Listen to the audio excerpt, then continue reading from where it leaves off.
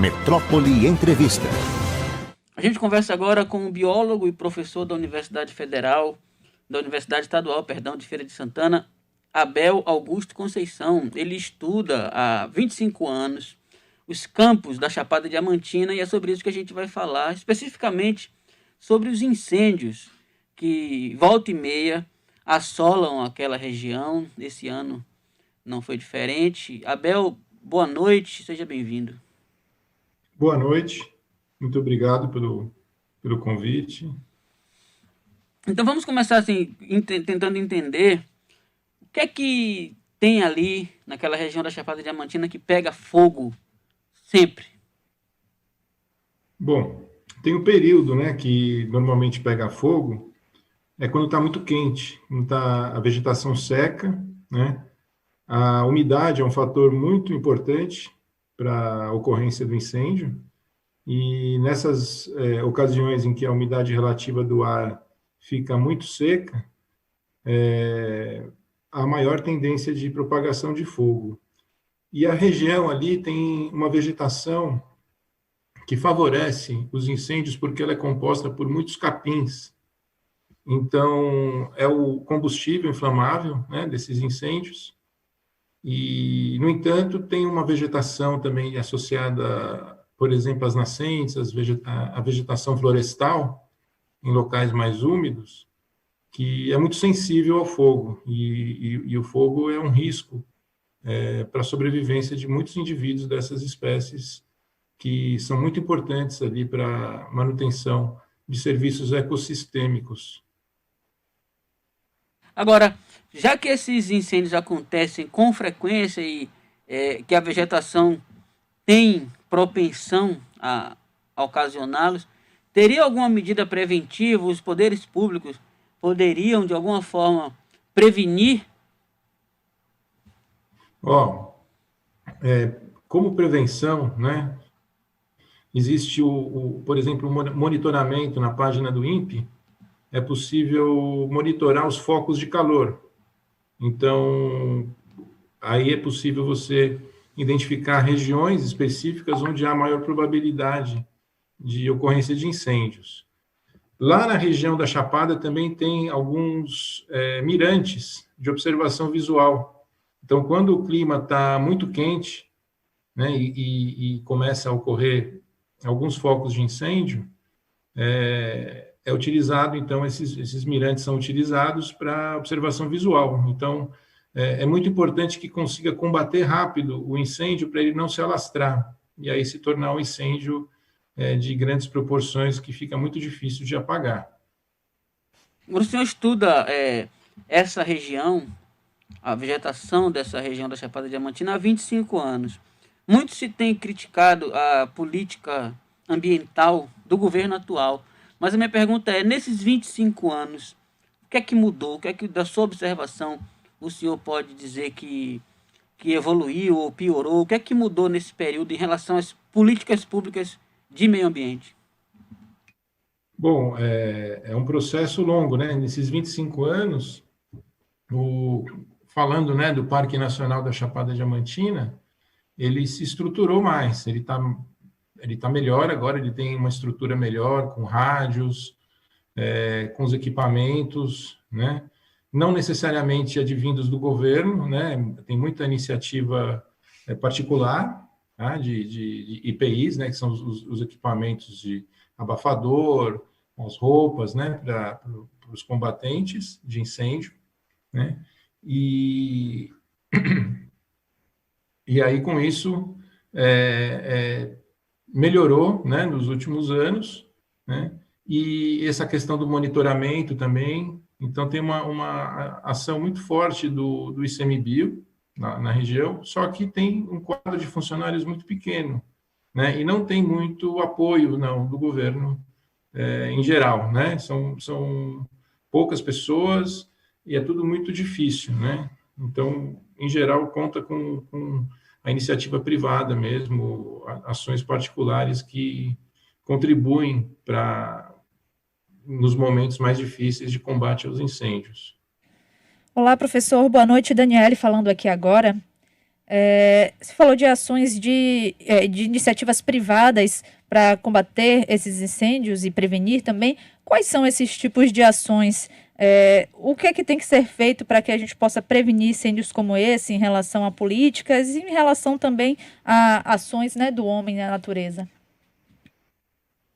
Então, as iniciativas, na verdade, o que acontece é uma corrente, né? Então, quando está pegando fogo, várias pessoas doam alimentos, pessoas em relação, por exemplo, à região da Chapada, que é turística, alguns empresários do setor de turismo também colaboram, né? Muita gente de coração colabora para ajudar a combater esses incêndios. Então, existe esse lado aí particular, né? E realmente é tudo muito difícil para conseguir equipamento e recurso para essas ações, né, de combate a incêndio. Queria que você falasse também, professor, por favor, dos impactos dessa série de incêndios no local, e aí nos dois sentidos, tanto os impactos ambientais, como é que isso impacta na fauna e flora da região e também no entorno dela, e os impactos para a população local, né, agricultura, então tem um impacto econômico para a população naquela região. Fala um pouquinho desses impactos, por favor. Sim. Em relação à Chapada Diamantina, tem um impacto no turismo, né, impacto direto, a qualidade do ar fica muito ruim, né? Nesses períodos de grandes incêndios, fica com muita fumaça e o ar muito seco, né? Então, realmente não é um ambiente propício e fica também perigoso, né? Então, se tiver alguém fazendo o turismo, passeando em algum lugar e tiver vindo fogo, é muito perigoso, né? Desse incêndio atingir alguma pessoa, algum turista. Então, isso é um perigo. Um outro fator também bastante importante é a ocorrência de incêndios em áreas de nascentes, né? Então, a Chapada Diamantina é um local que tem diversas nascentes, inclusive da Bacia do Paraguaçu, que fornece água para Salvador, né? E os incêndios impactam negativamente as árvores, né, desses sistemas. Então, é um problema, né, para a água da região também, né, e isso se estende até Salvador, né. Em relação aos impactos na biodiversidade, isso vai depender do tipo de sistema que está sendo impactado, né. O que quer dizer isso? Se o fogo acontece em áreas abertas, dominadas por vegetação graminosa, né, graminoide, de plantas como capins, esse incêndio geralmente ele é um incêndio que não mata muitos indivíduos, porque os indivíduos já são adaptados a sobreviver com esse distúrbio, né? Então, por isso que ainda existe essa vegetação toda lá, existe uma diversidade grande associada também ao incêndio. Tem algumas plantas que, por exemplo, só florescem com fogo, que é o caso do candombá. No entanto, tem essas áreas de florestas, e isso ocorre lado a lado. Travou a conexão do professor Abel Augusto. Aí, realmente, passou o negócio lá, pega fogo. A gente precisa estudar, porque... E um ponto que ele tocou, James, que, bom, se ele falou da esfera federal, não é uma novidade, porque nesse momento quase nenhuma ajuda do governo, né? Nenhuma ajuda ainda atrapalha, né? Ele voltou? Voltou aí, ó. Acho que voltou. Voltou. O senhor falava das condições de plantas específicas que precisam do incêndio, né? Isso, algumas plantas, né? Elas ocorrem naturalmente nesses locais que pegam fogo, né? Mas a vegetação associada a florestas, por exemplo, nas margens dos rios, nas nascentes, são sensíveis e ocorrem lado a lado, né? Então, a conservação dessas áreas é muito importante e muito difícil, né?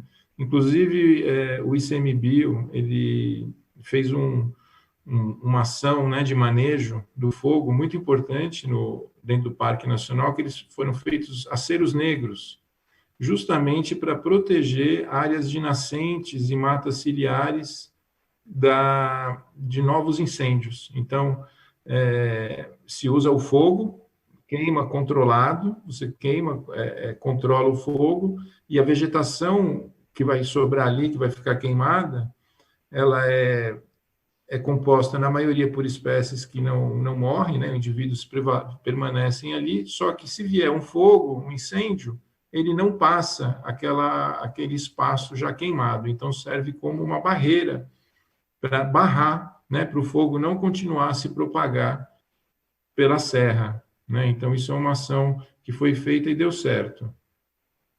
Abel, você é professor da Universidade Estadual de Feira de Santana e estuda os campos rupestres. Você, na universidade, você e os outros professores, né, tem ações, disciplinas que tratam dessa temática dos incêndios, dessa temporada de queimadas, e avalia que os novos e futuros biólogos têm a pauta aí quente como algo central para se dedicar? Na UFES, especificamente, não tem uma disciplina ainda sobre ecologia do fogo, né? Eu ainda pretendo elaborar uma disciplina voltada para isso, mas eu também ministro disciplinas de ecologia do campo rupestre e ecologia de afloramentos rochosos, e eu abordo, né, o fogo nesse contexto, né, dentro do campo rupestre e dos afloramentos rochosos, mas seria importante uma disciplina voltada especificamente para o fogo, porque é muito importante, é um fenômeno muito importante em escala global, né? E agora, com o aquecimento global, tende a haver uma mudança, né, nesses regimes de incêndios. E quando a gente fala em fogo, existe a dimensão humana, que é muito importante. Então, por que ocorre tanto incêndio, né? Então, tem o aspecto da temperatura, da seca, mas também tem a interferência do ser humano nas paisagens, né? Então, eles alteram as paisagens.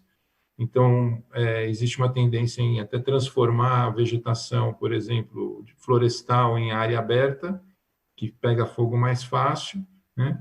E ainda tem a ação de agricultores, por exemplo, pequenos agricultores fazendo algumas queimadas locais e perdem o controle, e isso se torna um incêndio. Então, tem a dimensão humana, que é muito importante em se pensar em controlar o fogo e em manejar o fogo. Professor Abel Augusto Conceição, muito obrigada pela conversa, pelos esclarecimentos. Uma boa noite. Boa noite.